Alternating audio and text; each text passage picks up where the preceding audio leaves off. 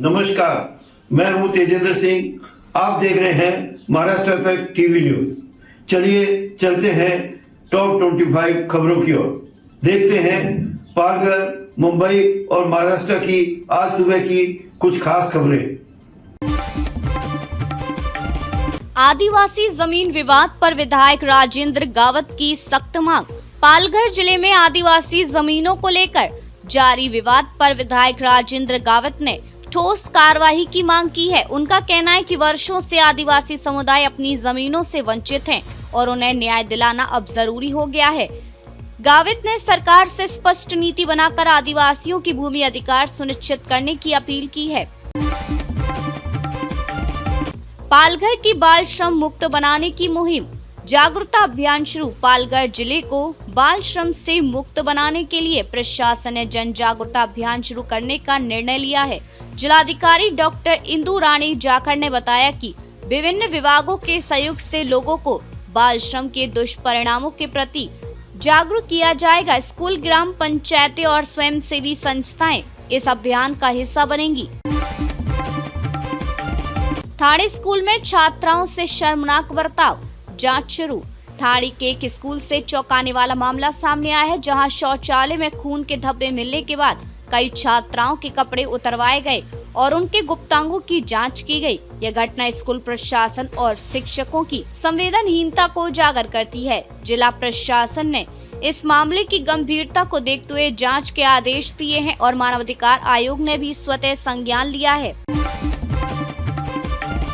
मंत्री संजय सिरसाट को आयकर विभाग का नोटिस। महाराष्ट्र के मंत्री संजय सिरसाट को आयकर विभाग ने नोटिस भेजा है। उन्होंने मीडिया से कहा कि विभाग ने उन्हें जवाब देने के लिए 9 जुलाई तक का समय दिया था, लेकिन उन्होंने और समय मांगा है।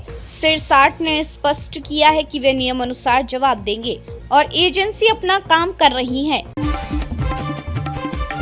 मुंबई पुलिस ने 12 घंटे में सुलझाया 3 साल के बच्चे का अपहरण।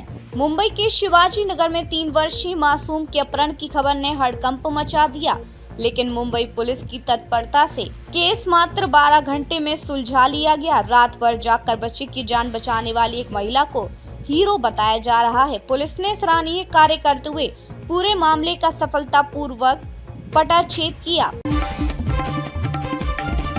हिम्मत है तो अंबानी के पास जाओ। भाषा विवाद पर निशिकांत दुबे का उद्धव पर तंज।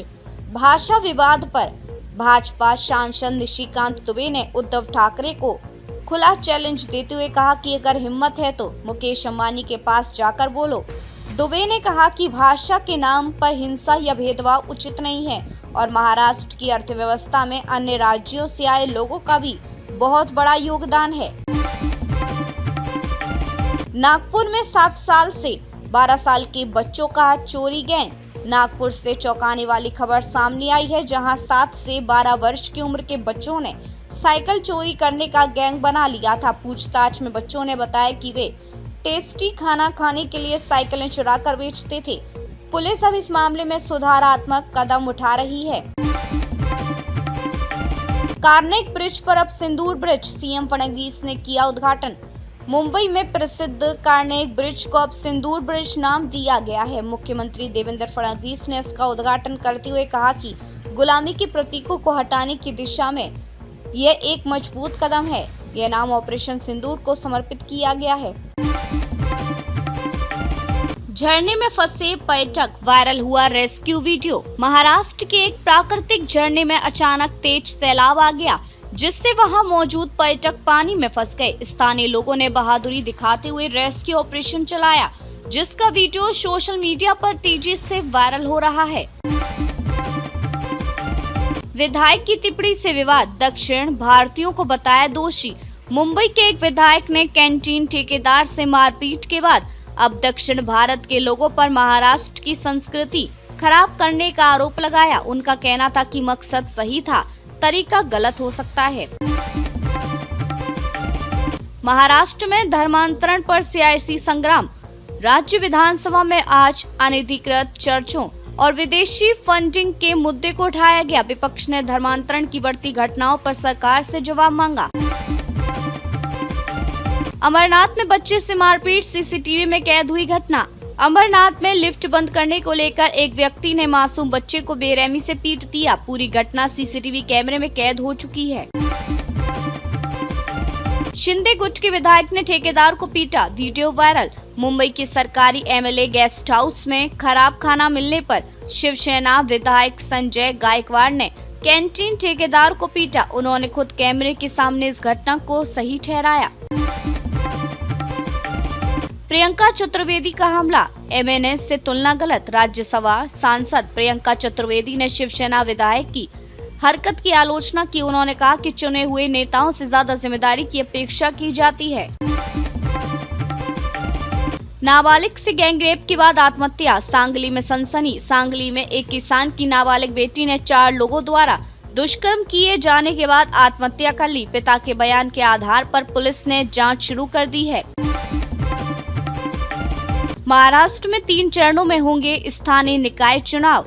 राज्य चुनाव आयोग स्थानीय निकाय चुनाव को लेकर 3 चरणों में चुनाव कराने की तैयारी कर रहा है। जल्द ही आधिकारिक कार्यक्रम जारी किया जाएगा। फडणवीस को सावधान रहना चाहिए, बोले उद्धव ठाकरे।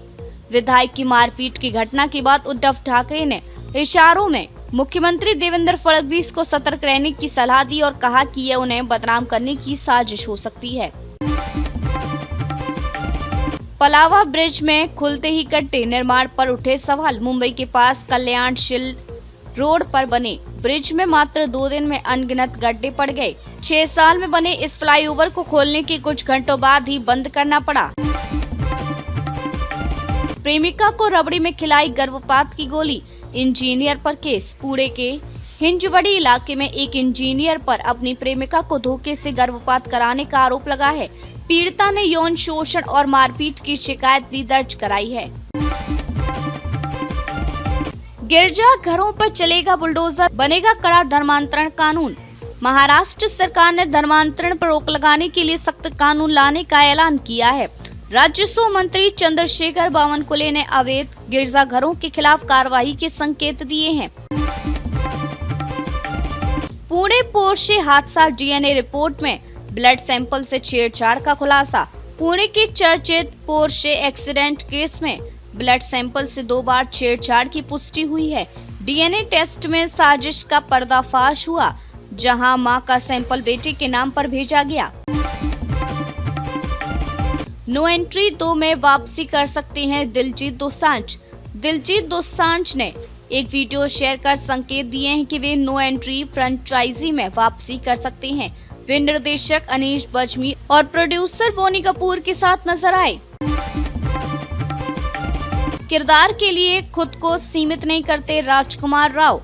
राजकुमार राव ने कहा कि वे पुराने किरदारों की नकल नहीं करते, बल्कि हर बार नया करने की कोशिश करते हैं। उनकी अगली फिल्म मालिक जल्द रिलीज होगी।